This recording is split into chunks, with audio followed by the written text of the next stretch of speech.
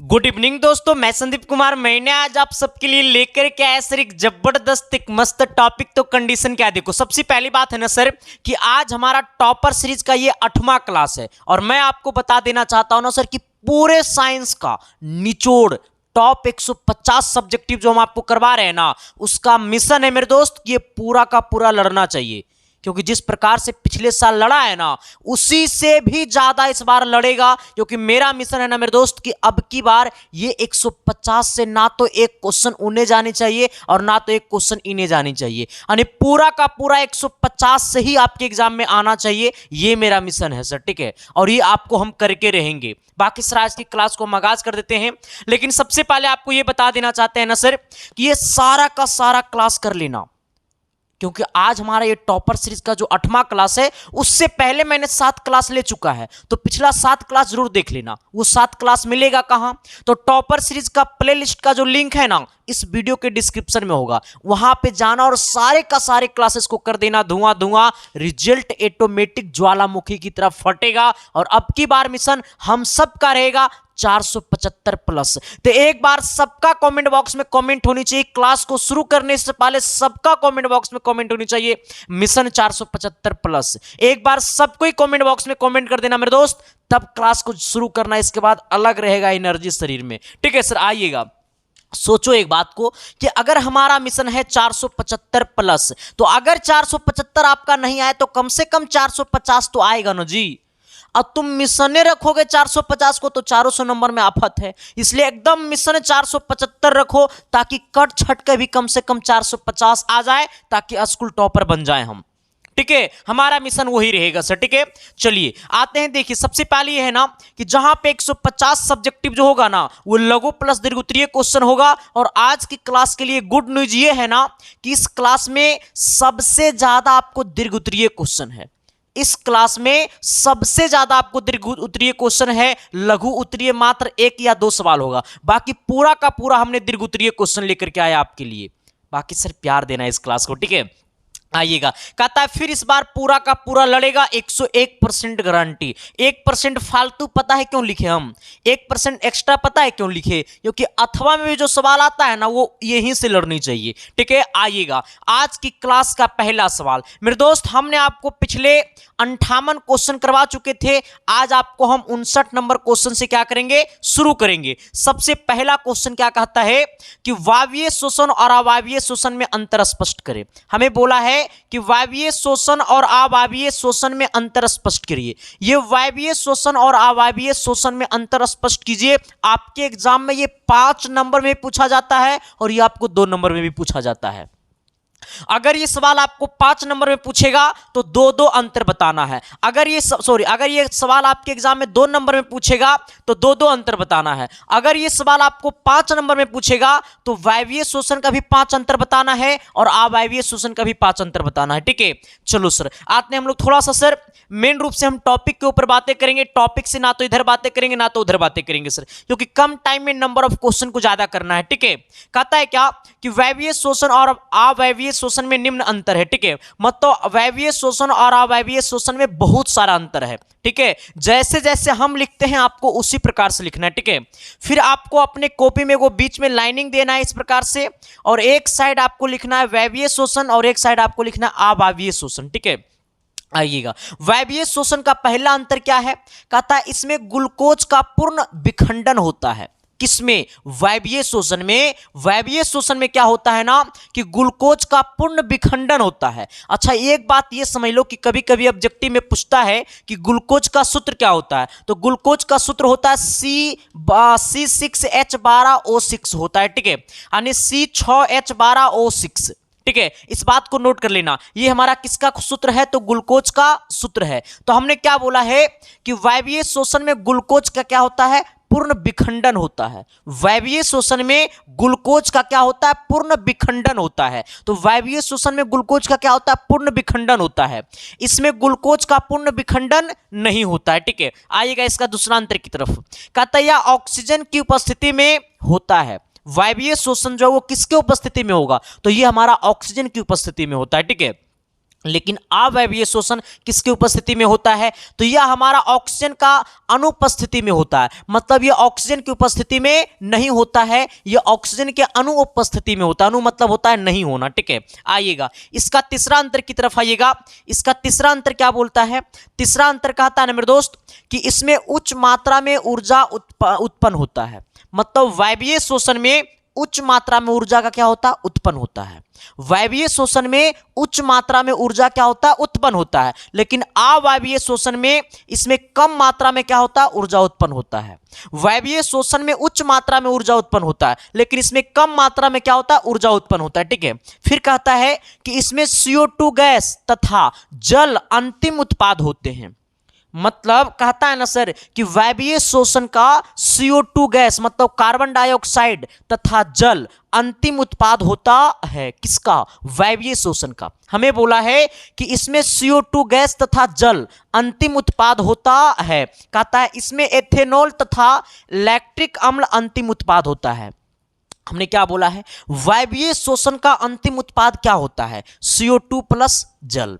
वायवीय शोषण का अंतिम उत्पाद क्या होता है? तो CO2 प्लस जल। लेकिन अवायवीय शोषण का अंतिम उत्पाद क्या होता है? तो एथेनॉल प्लस लैक्टिक अम्ल होता है ना। अब आइएगा सर, फिर कहता है कि यह माइट्रोकैंड्रिया एवं माइट्रोप्लाज्मा में होते हैं। हमारा वायवीय शोषण जो वो किस में होता है? तो माइट्रोकैंड्रिया एवं साइटोप्लाज्मा में होता है। हमने क्या बोला है कि वायवीय शोषण जो होता है वो हमारा माइट्रोकैंड्रिया और साइटोप्लाज्मा में होता है, लेकिन अवायवीय शोषण जो होता है वो हमारा केवल साइटोप्लाज्मा में होता है।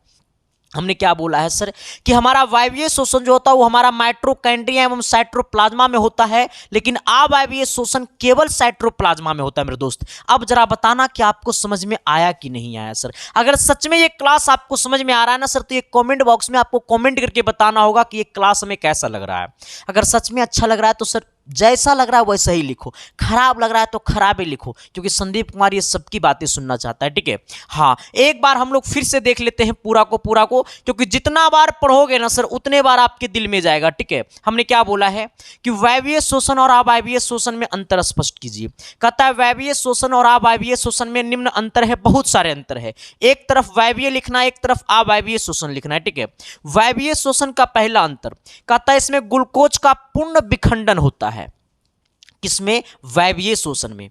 वायवीय शोषण में ग्लूकोज का क्या होता है? पूर्ण विखंडन होता है, लेकिन इसमें ग्लूकोज का पूर्ण विखंडन नहीं होता है। फिर कहता है यह ऑक्सीजन की उपस्थिति में होता है।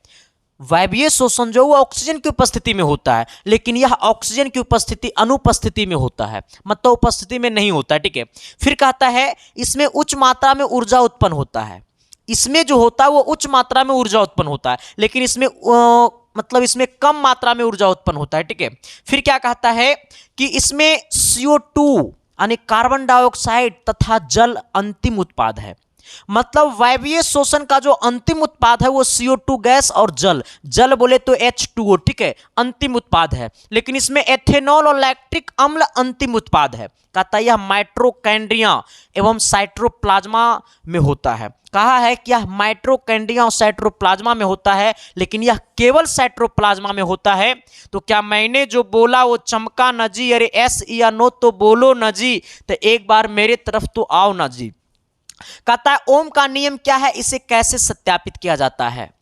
मेरे दोस्त अगर आपसे पूछेगा ओम का नियम ना, और ओम को नियम को कैसे सत्यापित किया जाता है, तो ये आपको 5 नंबर में पूछता है।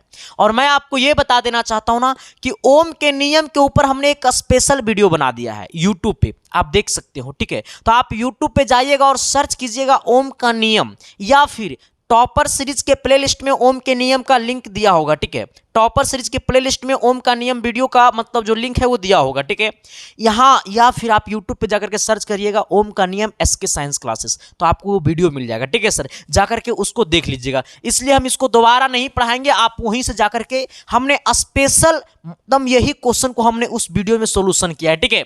क्योंकि ये क्वेश्चन आपके एग्जाम में फर्स्ट सिटिंग या सेकेंड सिटिंग, ये 2 में से एक सिटिंग में पक्का पूछेगा ओम का नियम, ठीक है। तो इसलिए आप पेशेंस बना करके जाकर के क्लास को देख लीजिएगा सर, ठीक है। आइएगा अगले क्वेश्चन की तरफ आइएगा। क्वेश्चन नंबर क्या कहता है? 61। 61 नंबर सवाल कहते हैं ना सर कि साबुन और अपमार्जक में अंतर स्पष्ट कीजिए। सवाल कत्ते जहर है सर, सवाल को तो हमको लगता है कि ट्रिपल स्टार मार दो, लेकिन डबल स्टार मारो।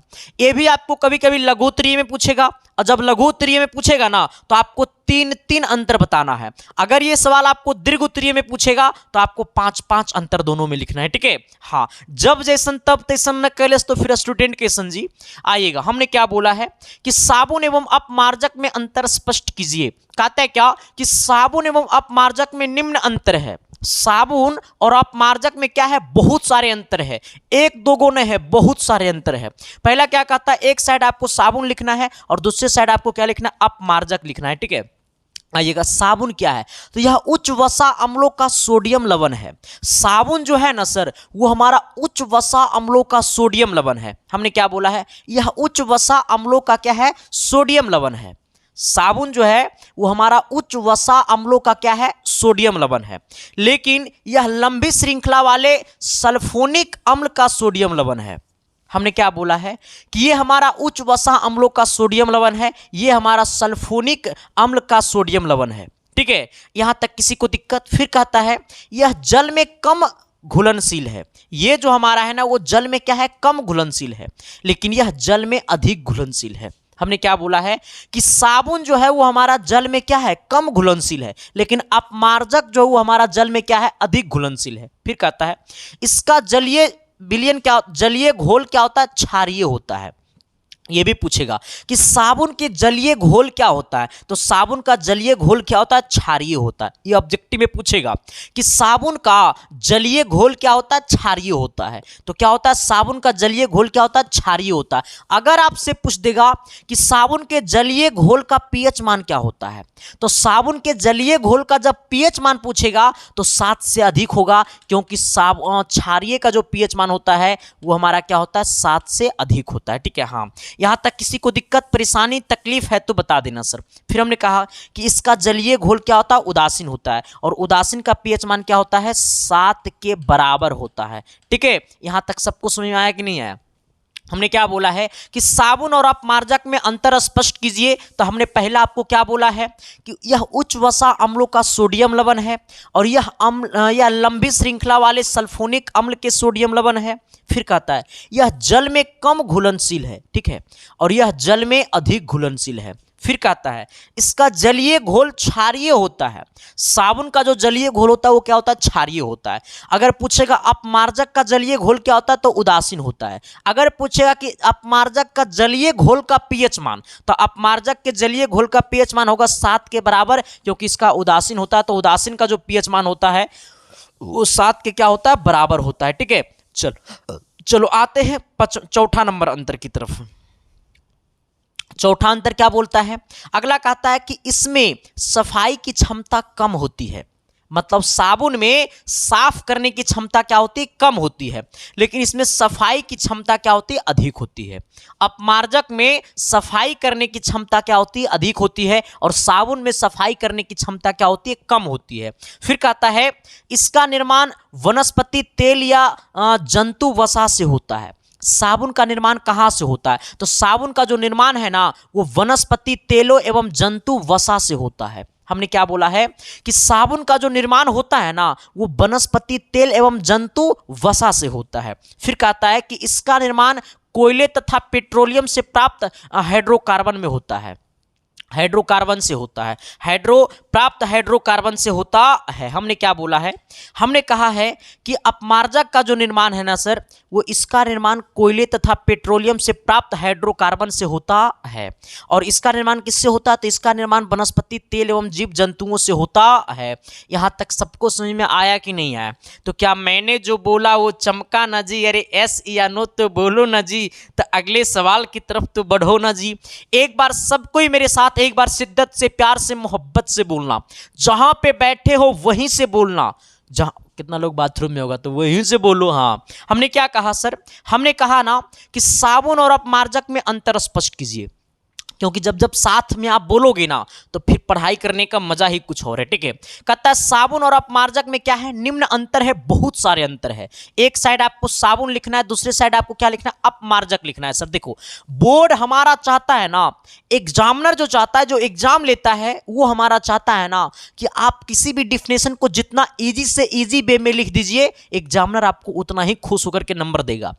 लेकिन सर आपको इजी से इजी वे में लिखोगे कैसे? जब आप इजी से इजी वे में पढ़ोगे तब तो इजी से इजी वे में लिखोगे ना।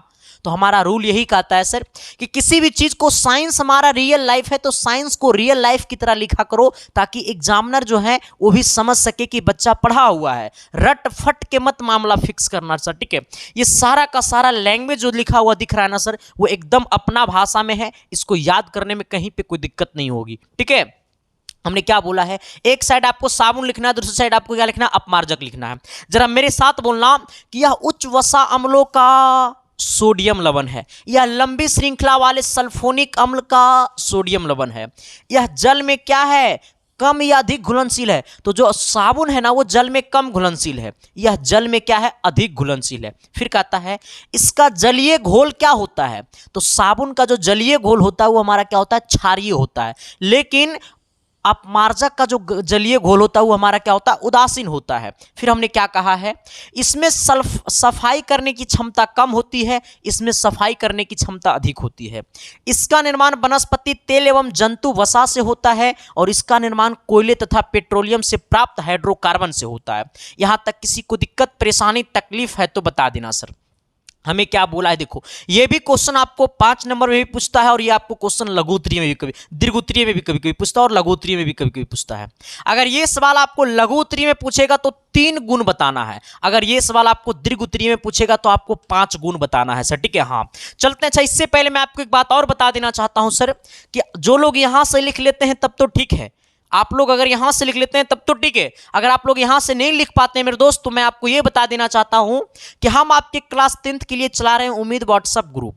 ये उम्मीद व्हाट्सएप ग्रुप में मिलता क्या क्या है, तो आपको क्लास 10th की ऑल सब्जेक्ट का, सिर्फ मैथ और नॉन हिंदी को छोड़ करके, आपको मैथ, क्योंकि मैं खुद पढ़ाता हूं यूट्यूब पे, तो मैथ रटने वाली चीज है नहीं, इसलिए मैं उसका पीडीएफ नोट्स देता नहीं हूं। ठीक है, और ये समझने वाली चीज है, तो आपको मैं समझाता हूं खुद मैथ। ठीक है, मैथ का एक्सपर्ट टीचर मैं खुद हूं सर।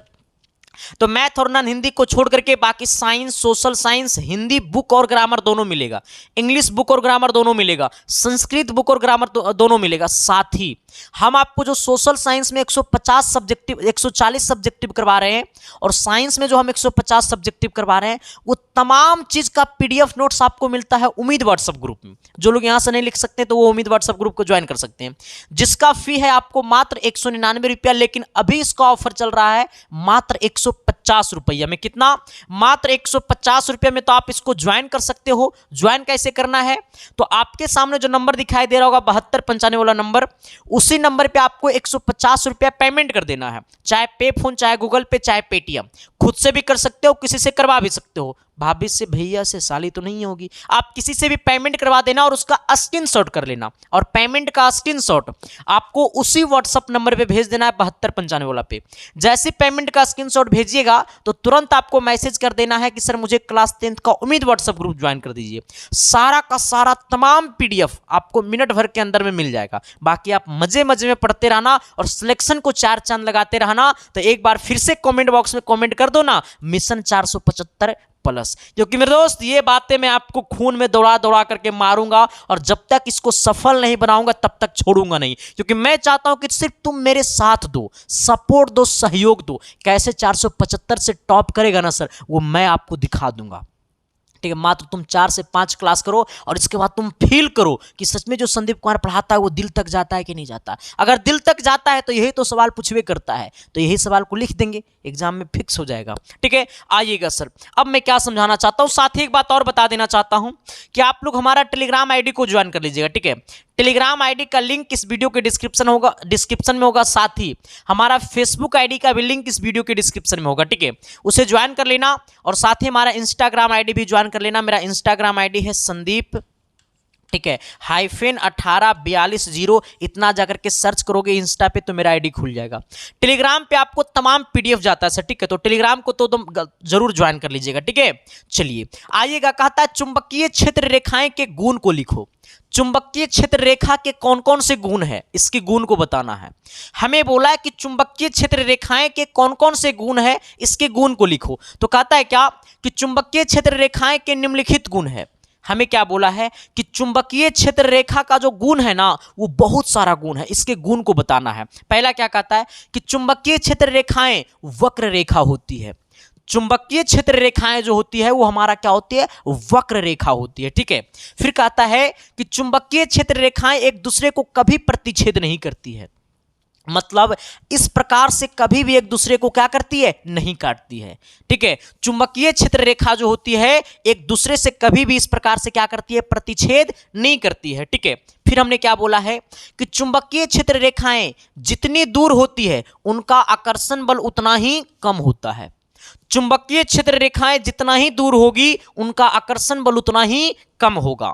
हमने क्या बोला है कि चुंबकीय क्षेत्र रेखाएं जितना ही दूर होगी उनका आकर्षण बल उतना ही कम होगा। तो ठोक दो ना ताली समझ में जब आ रहा है सर, तो ठीक है। हमने क्या बोला है कि चुंबकीय क्षेत्र रेखाएं जितना दूर होती है उनका आकर्षण बल उतना ही कम होता है। फिर हमने क्या कहा कि चुंबकीय क्षेत्र रेखाएं जितनी नजदीक होती है उनका आकर्षण बल उतना ही अधिक होता है। चुंबकीय क्षेत्र रेखाएं जितना दूर होगा उनका आकर्षण बल उतना ही कम होगा। चुंबकीय क्षेत्र रेखाएं जितनी नजदीक होती है उनका आकर्षण बल उतना ही अधिक होता है। चुंबकीय क्षेत्र रेखा नजदीक होगी आकर्षण बल अधिक होगा। चुंबकीय क्षेत्र रेखा नजदीक होगी आकर्षण बल अधिक होगा। चुंबकीय क्षेत्र रेखा दूर होगी आकर्षण बल कम होगा, ठीक है। अब आइएगा 5 नंबर में, कहता है क्या सर कि किसी भी चुंबक की वक्र रेखाएं एन ध्रुव से निकलकर एस ध्रुव में प्रवेश करती है। किसी भी चुंबक की जो वक्र रेखा होती है वो एन ध्रुव से निकल करके एस ध्रुव में क्या करती है, प्रवेश करती है, ठीक है। तो हमने यही लिखा है सर। अब जरा बताओ कि आपके दिल तक गया कि नहीं गया। कि तुझे न देखूं मैंने सुंदर सी आंखों से आ जाओ सर। हमने क्या बोला है, हमने कहा है ना कि चुंबकीय क्षेत्र रेखाएं के गुण को लिखे। तो एक बार सब कोई मेरे साथ बोलेगा, जहां पे बैठे हो वहीं से बोलेगा, बट सब लोग बोलेगा, ठीक है। हमने क्या कहा कि चुंबकीय क्षेत्र रेखाएं के गुण को लिखे। तो कहता है चुंबकीय क्षेत्र रेखाएं के निम्नलिखित गुण है। चुंबकीय क्षेत्र रेखाएं के क्या है, बहुत सारा गुण है। पहला गुण कहता है चुंबकीय क्षेत्र रेखाएं वक्र रेखा होती है। चुंबकीय क्षेत्र रेखा जो होती है वो हमारा क्या होती है, वक्र रेखा होती है, ठीक है। दूसरा गुण कहता है कि चुंबकीय क्षेत्र रेखाएं एक दूसरे को कभी प्रतिच्छेद नहीं करती है, मतलब चुंबकीय क्षेत्र रेखा जो होता है वो एक दूसरे को कभी भी इस प्रकार से नहीं काटती है, ठीक है। आइएगा फिर क्या कहता है कि चुंबकीय क्षेत्र रेखा जितनी दूर होती है, चुंबकीय क्षेत्र रेखा जितनी दूर होती है उनका आकर्षण बल उतना ही कम होता है। चुंबकीय क्षेत्र रेखा जितना ही नजदीक होती है उनका आकर्षण बल उतना ही अधिक होता है। फिर कहता है क्या मेरे दोस्त कि किसी भी चुंबक की वक्र रेखा एन ध्रुव से एस ध्रुव में प्रवेश करती है, ठीक है सर। देखो यहां से सब्जेक्टिव तो क्लियर हो ही रहा है, साथ ही आपको ऑब्जेक्टिव भी क्लियर हो जाएगा सर, क्योंकि ऑब्जेक्टिव में यही सब पूछता है, इससे बाहर कुछ नहीं पूछता, ऑब्जेक्टिव यही सब पूछता है, बट पूछने का तरीका क्या होता है, अलग होता है सर। तो वो चीज़ तो आपको मैं दे ही रहा हूं। देखो ये आपको कभी कभी सर दीर्घ उत्तरीय में और कभी कभी लघु उत्तरीय में भी पूछता है, ठीक है। हाँ हम तो बताए हैं ना कि आज जो भी क्वेश्चन लेकर के आए हैं सर वो आपके लिए एकदम जो कहता है ना लल्लन टॉप क्वेश्चन है, ठीक है। क्या कहता है कि न्यूलैंड्स के अष्टक सिद्धांत की सीमाएं को बताए। न्यूलैंड्स का जो सिद्धांत था वो कब आया था और वो कहां तक इनकी सीमाएं सही रही। न्यूलैंड्स की जो सीमा थी, पीरियोडिक टेबल जो न्यूलैंड्स ने दिया था वो कहां तक सेटिस्फाई रहा था, कहां तक सही रहा था। तो कहता है क्या कि न्यूलैंड्स की अष्टक सिद्धांत की सीमा निम्न है, बहुत सारा। पहला कहता है कि यह सिद्धांत केवल हल्के तत्व कैल्शियम तक ही लागू होता है। न्यूलैंड्स का जो सिद्धांत है वो केवल हल्के तत्व कैल्शियम तक ही लागू होता है, कैल्शियम के बाद ये सिद्धांत खत्म हो जाता है। हमने क्या बोला है कि न्यूलैंड्स का जो सिद्धांत है ना केवल हल्के तत्व कैल्शियम तक ही लागू रहता है, कैल्शियम के बाद ये नियम क्या हो जाता है, खत्म हो जाता है। फिर क्या कहता है कि जब अक्रिय गैस के निर्माण के बाद 8वें तत्व का गुणधर्म पहले तत्व के समान ना होकर 9वें तत्व का गुणधर्म पहले तत्व के समान होने लगा। हमने क्या कहा सर, हमने कहा है ना, हमने क्या कहा कि अक्रिय गैस के निर्माण के बाद, जब अक्रिय गैस का खोज हो गया था, अक्रिय गैस जब बन गया था, अक्रिय गैस का निर्माण हो गया था, तब अक्रिय गैस के निर्माण के बाद 8वें तत्व का जो गुण धर्म है ना, वो पहले तत्व के समान ना होकर, 8वां तत्व का जो गुण धर्म है ना, वो पहले तत्व के समान ना होकर 9वें तत्व का गुण धर्म पहले तत्व के समान होने लगा। हाँ ठीक है, आइएगा फिर क्या कहता है कि इसमें दो तत्वों को एक साथ रखा गया है, मतलब न्यूलैंड्स की सीमा में दो तत्व को एक साथ रखा गया, जैसे CONI CeLa, ठीक है, हाँ La मतलब लिथियम। अगला क्या कहता है चौथा नंबर में, यह केवल हल्के तत्व के लिए ही ठीक से लागू हो पाया, मतलब न्यूलैंड्स का जो नियम था वो केवल हल्के तत्व के लिए ही ठीक से क्या हो पाया, लागू हो पाया। फिर कहता है क्या कि यह अधिक परमाणु द्रव्यमान वाले तत्वों पर लागू नहीं हो सका है, मतलब जिनका परमाणु द्रव्यमान अधिक है उन पर ये लागू नहीं हो पाया। तो क्या मैंने जो बोला वो चमका न जी, अरे एस या नो तो बोलो न जी। तो एक बार सबको ही मेरे साथ बोलना सर। हमने क्या कहा, हमने कहा कि यह सिद्धांत केवल हल्के तत्व कैल्शियम तक ही लागू होता है। फिर कहता है कि अक्रिय गैस के निर्माण के बाद 8वें तत्व का गुणधर्म पहले तत्व के समान ना होकर 9वें तत्व का गुणधर्म पहले तत्व के समान होने लगा।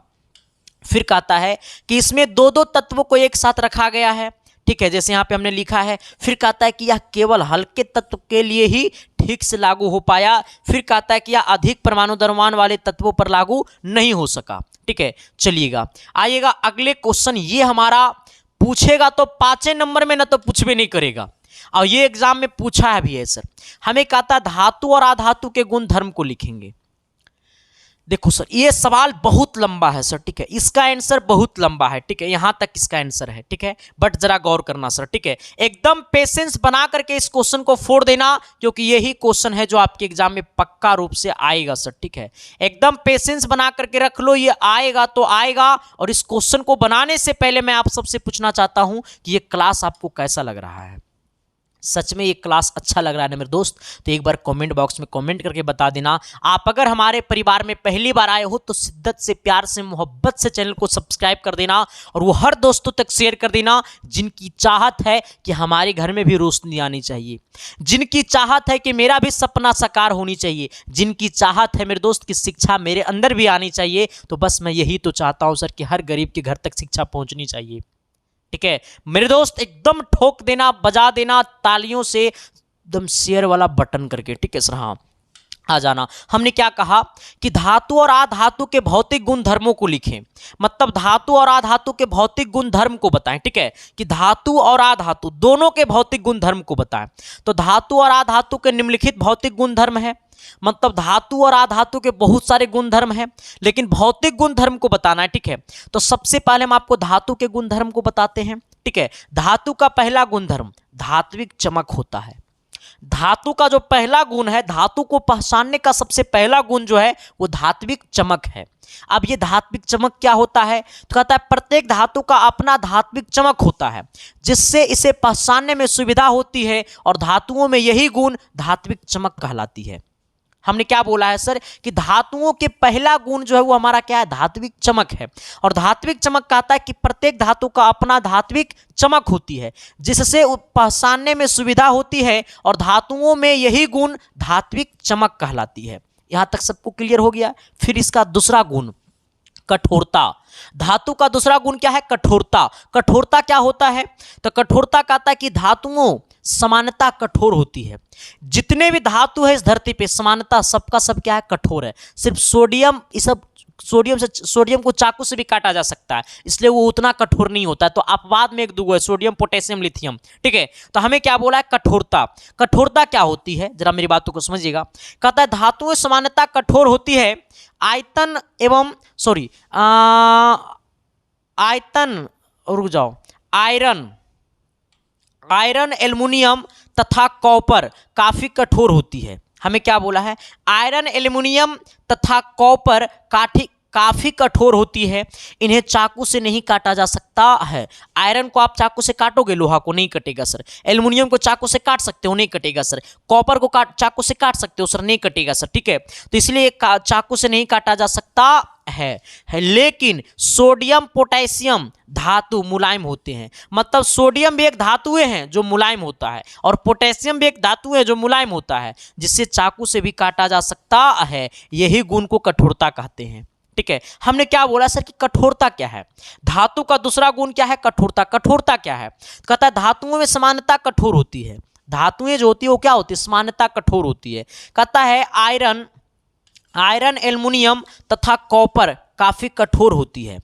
आयरन हो गया, एल्युमिनियम हो गया, कॉपर हो गया, ये सब सारा का सारा क्या है? काफी कठोर धातु है, इन्हें चाकू से नहीं काटा जा सकता है। लेकिन सोडियम पोटेशियम धातु मुलायम होते हैं, जिसे चाकू से भी काटा जा सकता है। यही गुण कठोरता कहलाती है, ठीक है। आइएगा 3 नंबर की तरफ। 3 नंबर क्वेश्चन क्या कहता है? अधातवर्धता।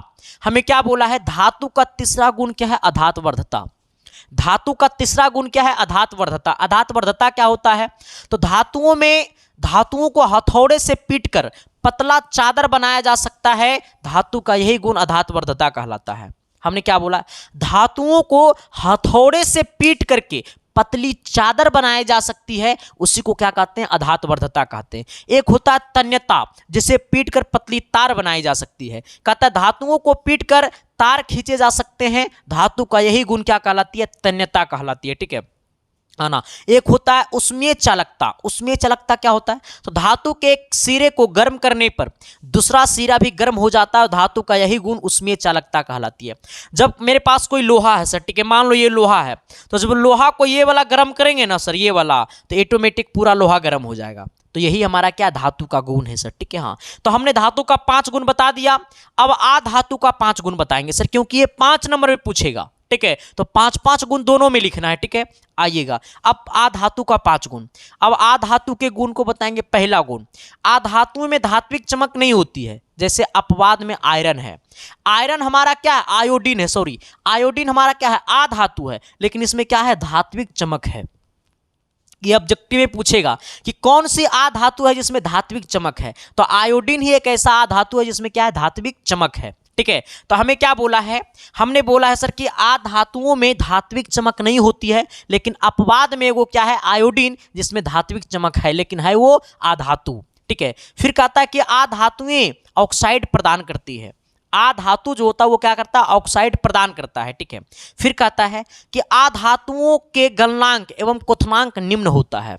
आधातु का जो गलनांक और क्वथनांक क्या होता है? वो निम्न होता है। फिर कहता है क्या कि अधिकतर आधातुएं गैसीय अवस्था में पाई जाती है, लेकिन कुछ आधातुएं ठोस और द्रव अवस्था में भी पाई जाती है। मतलब अधिकतर आधातु है, मतलब लगभग आधातु जो है ना वो गैसीय अवस्था में पाई जाती है, लेकिन कुछ आधातु जो है वो ठोस और द्रव अवस्था में ही पाया जाता है। और आधातुएं जल में अल्प घुलनशील है। आधातु जो हुआ हमारा क्या है? जल में अल्प घुलनशील है। अब बताना मेरे दोस्त कि ये वीडियो आपको कैसा लग रहा है। तो क्या मैं जो बता रहा हूं सर वो सब कुछ चमक रहा है या नहीं चमक रहा है? अगर चमक रहा है तो एक बार एस लिख करके कमेंट बॉक्स में कमेंट कर देना, और नहीं चमक रहा है तो नो लिख करके कमेंट बॉक्स में कमेंट कर देना मेरे दोस्त। अगर चमक रहा है ना सर तो लिखो, शेयर करो, सब्सक्राइब करो, ठोक दो सर, डंका बजा दो, क्योंकि एक टीचर आपके लिए जब इतना मेहनत करता है तो आपका दायित्व बनता है कि हमें भी मेहनत करनी चाहिए इस टीचर की तरक्की के लिए सर, ठीक है। हाँ, आओ हम एक बार फिर से पूरा को दोहरा देते हैं सर, ठीक है, क्योंकि जब तक तुम्हारे दिमाग में ठूसेंगे नहीं तब तक छोड़ेंगे नहीं सर, ठीक है। हमने क्या बोला है कि धातुओं और आधातुओं में भौतिक गुणधर्म को लिखें। धातु और आधातु के निम्नलिखित भौतिक गुणधर्म है। पहला क्या बोलता है सर? पहला धातु के गुणधर्म, धात्विक चमक। धात्विक चमक क्या होता है सर? तो कहता है क्या मेरे दोस्त कि धात्विक चमक क्या है? तो प्रत्येक धातु का अपना धात्विक चमक होती है, जिससे इसे पहचानने में सुविधा होती है, और धातुओं का यही गुण क्या कहलाती है? धात्विक चमक कहलाती है। फिर हमने क्या बोला? कठोरता। धातुएं सामान्यतः कठोर होती है। आयरन एल्युमिनियम तथा कॉपर काफी कठोर होती है, इन्हें चाकू से नहीं काटा जा सकता है। लेकिन सोडियम पोटेशियम धातु मुलायम होती है, जिसे चाकू से भी काटा जा सकता है। अगला आइएगा, अगला क्या है मेरे दोस्त, अधात्वर्धता। धातुओं को हथौड़े से पीटकर पतला चादर बनाया जा सकता है, धातु का यही गुण क्या कहलाता है, अधात्वर्धता कहलाता है। तन्यता, धातुओं को पीटकर तार खींचे जा सकते हैं, धातु का यही गुण क्या कहलाता है, तन्यता कहलाता है। उष्मीय चालकता, कहता है धातुओं के एक सिरे को गर्म करने पर दूसरा सिरा गर्म हो जाता है, धातु का यही गुण क्या कहलाता है, उष्मीय चालकता कहलाता है। ठीक है, आधातु के गुण धर्म की तरफ आइएगा। आधातु में धात्विक चमक नहीं होती है, आधातु में धात्विक चमक नहीं होती, लेकिन एक आधातु है आयोडीन जिसमें धात्विक चमक है, तो अपवाद में है। कहता है आधातुएं ऑक्साइड प्रदान करती है, आधातुएं का गलनांक क्वथनांक निम्न होता है। आधातुएं अधिकतर आधातुएं गैसीय अवस्था में पाई जाती है, लेकिन कुछ आधातु ठोस और द्रव अवस्था में पाए जाते हैं, और आधातुएं जल में अल्प घुलनशील है। 5 नंबर ठोक दो, क्योंकि सर इससे बहुत सारा क्वेश्चन आपको ऑब्जेक्टिव में भी फंसेगा और सब्जेक्टिव में तो पूछेगा ही पूछेगा। तो एक बार सबको ही कमेंट बॉक्स में कमेंट कर देना, मिशन 95% प्लस, सबका कमेंट बॉक्स में कमेंट होनी चाहिए सर, तभी इस क्लास को अब हम आगे बढ़ाते हैं। ठीक है सर, अब आइएगा सवाल नंबर कितना, 65 की तरफ। 65 नंबर क्वेश्चन क्या कहता है कि हरे पौधों को उत्पाद क्यों कहते हैं, हरे पौधों को उत्पाद क्यों कहते हैं, हरे पौधों को उत्पाद क्यों कहते हैं। कहता है हरे पौधे में कार्बन डाइऑक्साइड, जल और हरित लवण तथा सूर्य के प्रकाश की उपस्थिति में अपना भोजन तथा दूसरे के भोजन के लिए दूसरे जीवों के भोजन प्रदान भोजन भोज्य पदार्थ का निर्माण करता है, इसे इसलिए हरे पौधों को उत्पाद कहा जाता है। आइए, हमने क्या बोला है सर, हमने कहा है ना कि हरे पौधों को उत्पाद क्यों कहा जाता है, तो हरे पौधों में कार्बन डाइऑक्साइड, जल, हरित लवण तथा सूर्य के प्रकाश की उपस्थिति में अपना भोजन और दूसरे जीवों के लिए भोज्य पदार्थ का निर्माण करता है, इसलिए हरे पौधों को उत्पाद कहा जाता है।